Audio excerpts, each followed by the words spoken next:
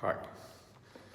In this episode, I will do a walk back to whatever I experienced in the various streets in Moscow during my postdoc days in the People's Friendship University in 1986, first half. Well, one of the things I will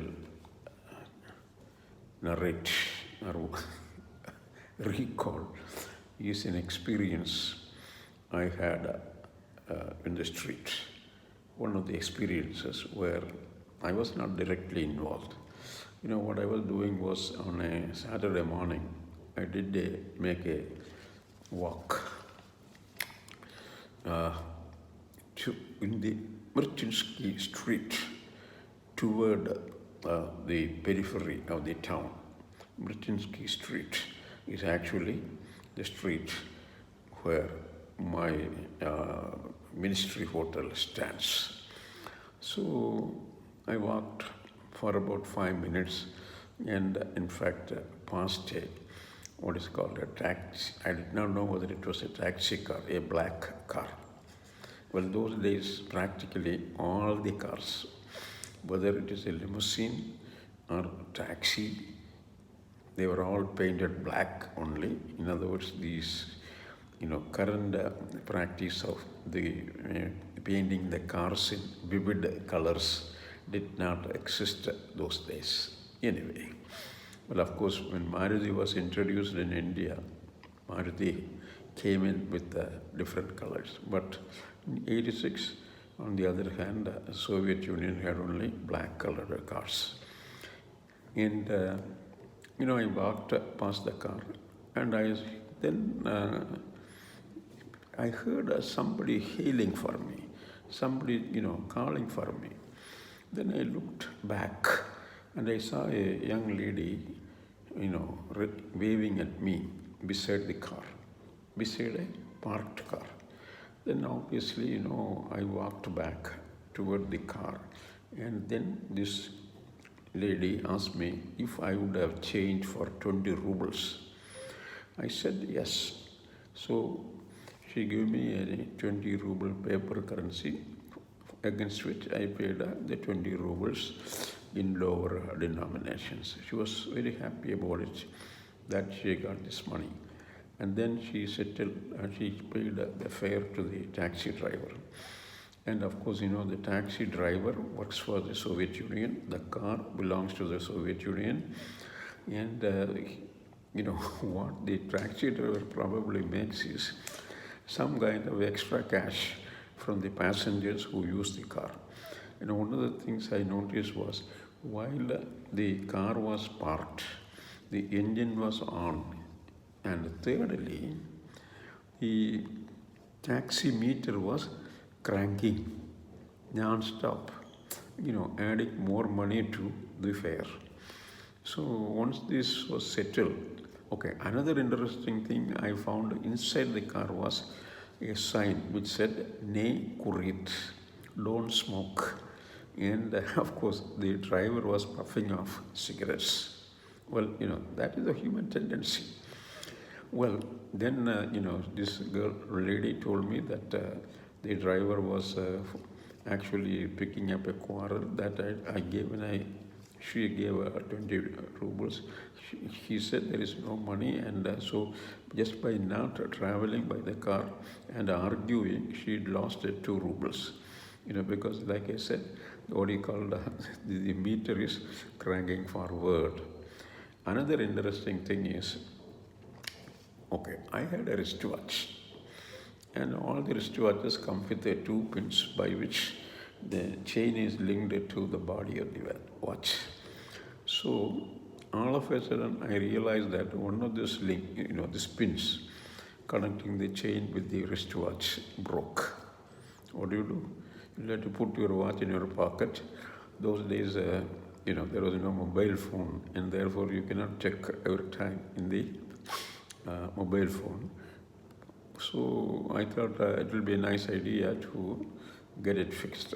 So I had noticed on my what is called, you know, free walk whenever I got time through the Leninsky Prospect, not toward most of the time to Moscow, or Red, what is called, Red Square, but the opposite direction, so that will take me to outskirts of the Moscow city, and I will come across, the real, the beauty of the city, the vegetation, the planted vegetation, the people, the children playing around, and so on and so forth. So, along the sidewalk, on the edge of the sidewalk, I had noticed the kiosks, small shops, and they sell knickknacks. And one of the things I also noticed was a small kiosk where wristwatches are repaired. So this actually struck me immediately. Then I decided the next day I will just make a walk to that particular shop in the Leninsky Prospect, in the direction opposite of Red Square. So I just went to that man, and I spoke in Russian. I could manage with broken Russian, not words, sentences, totally grammatically wrong maybe. That doesn't matter, it is sufficient to communicate with. I told this man that I needed this pen. Well, he said,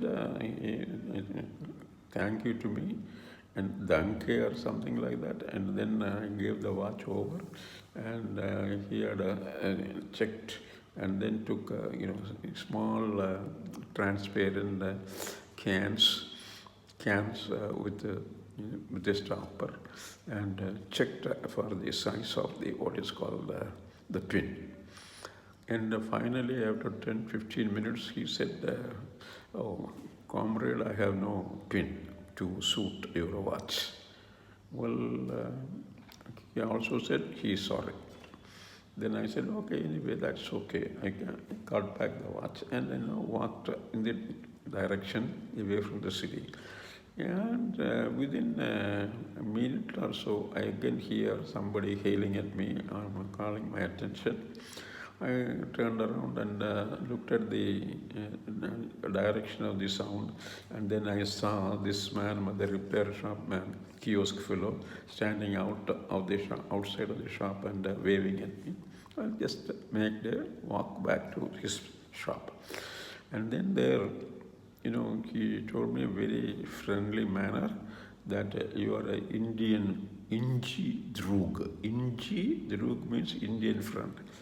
And therefore, what he will do is, he will go next day when he comes back, he will take a pin out of his father's or dad's wristwatch, so that I will have a working a watch that I can wear. Whereas his father is an older fellow, he uses the watch only to check the time. And only thing is, I had to pay him 2 rubles. That's the point. In other words, actual cost is only 20 kopecks. And if I paid 2 rubles, then I will get the pin and buy watch set right. Then I thought for a second or a minute, and then I said, okay, all right. Tomorrow I will come. Fix it for me. He said, okay, fine.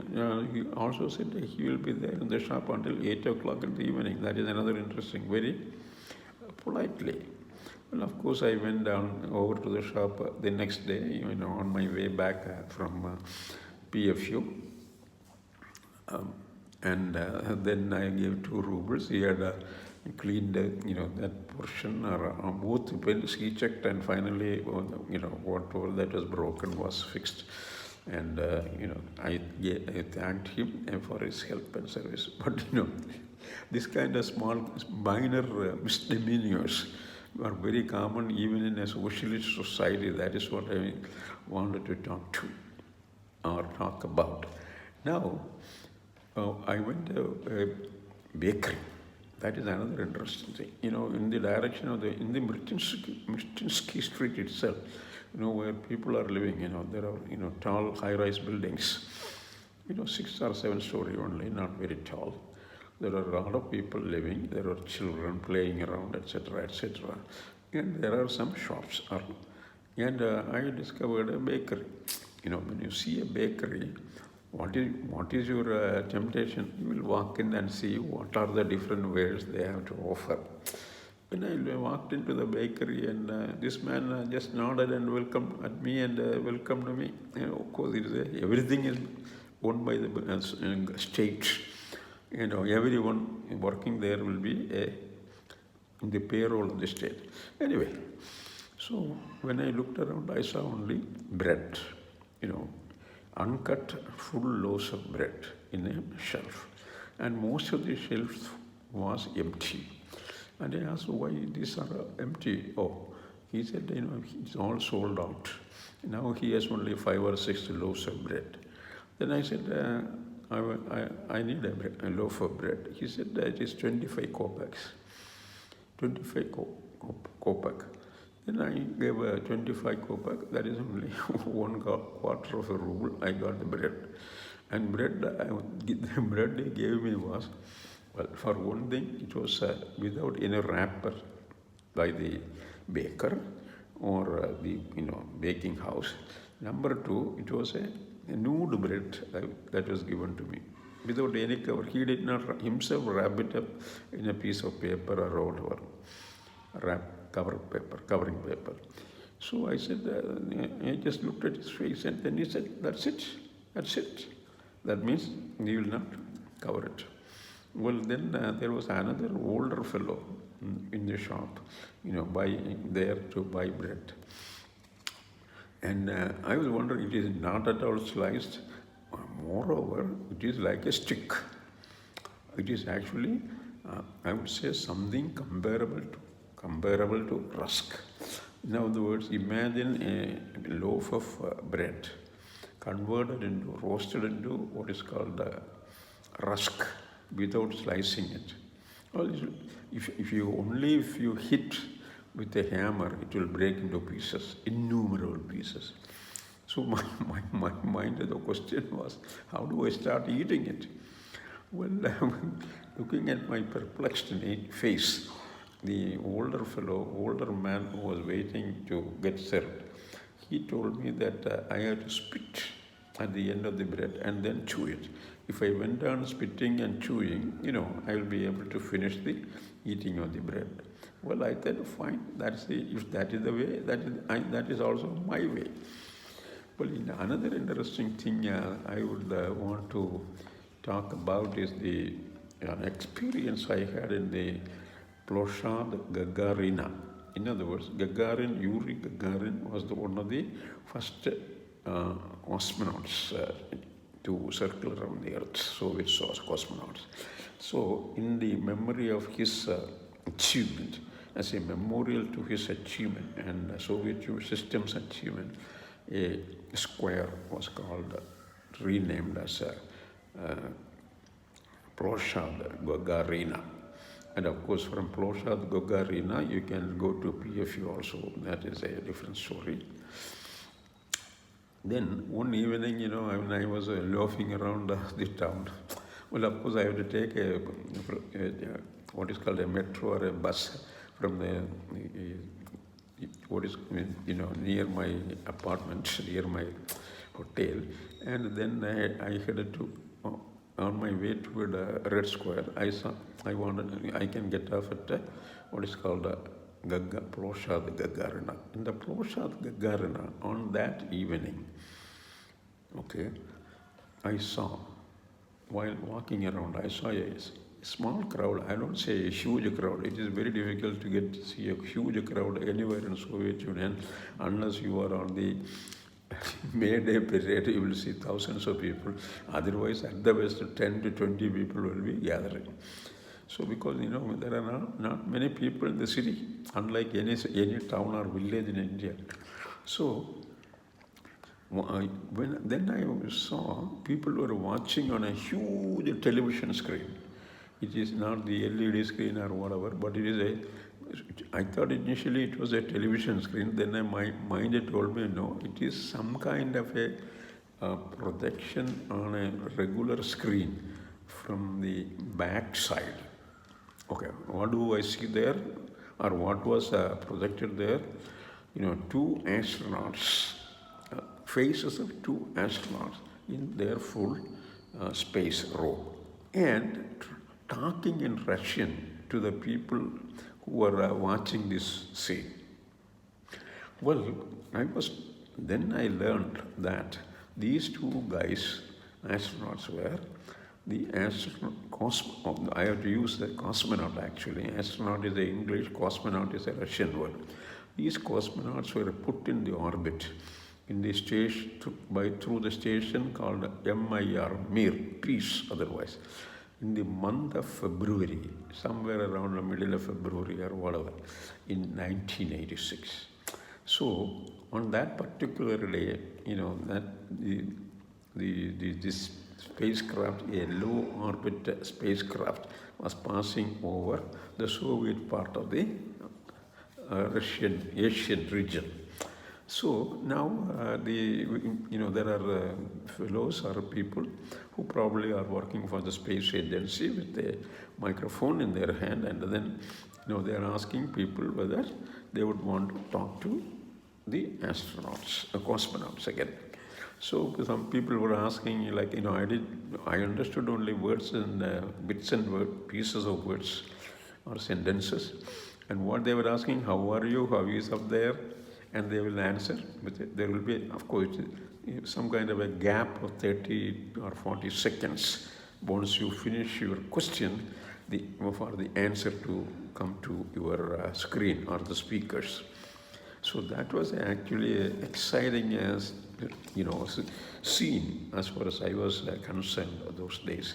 Be able to see the astronauts live and speaking to you over the loudspeaker system, and you can see them on a screen. Well, of course, that is science, and Soviets are not behind anybody in science, especially in the so-called science where there is more military interest involved.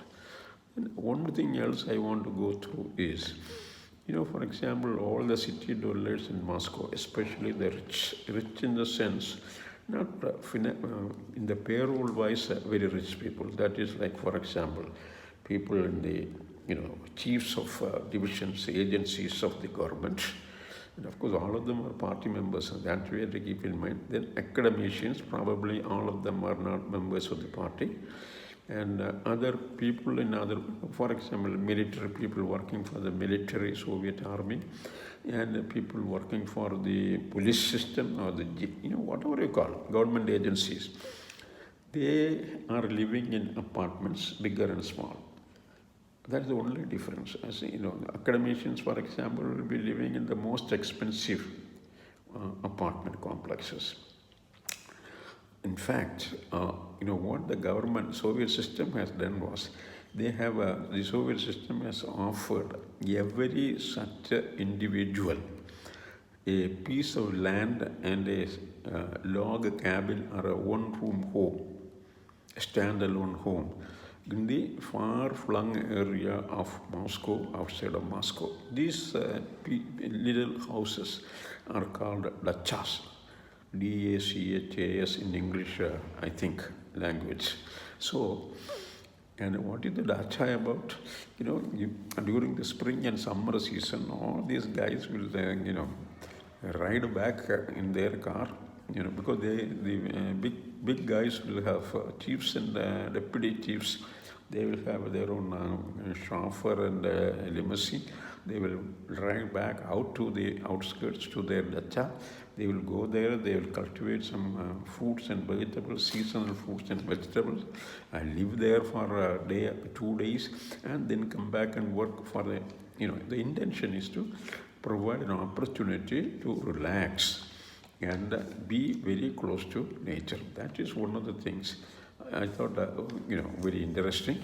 Even in the Soviet system, there was a facility like this. Now, without talking anything about the newspapers and what people, how respond to the newspaper is very interesting. I have not seen most people reading or deeply involved in reading a newspaper. Instead, almost practically in every tram or bus stop, there will be a bulletin board sort of thing where 3 newspapers will be stuck in the morning. One is Pravada, other is Isvestia, and the third one is Drug. Pravada, I think, is the party newspaper. Isvestia is the government, and Drug is friendship, whatever. That is actually a party newspaper. And all the newspapers come only with 4 pages, not 16 or 20 or unlike New York Times 1 kilogram. No, not at all. Only 4 pages. And in the what the newspapers are worth for is actually, it is an excellent substitute for toilet paper, toilet tissue, because first of all, toilet tissue and architecture, basic architecture is same for the quote-unquote architecture for the newspaper and for the toilet tissue. Because, well, I will come back with the story of toilet tissue in a different context in another episode. Okay, bye.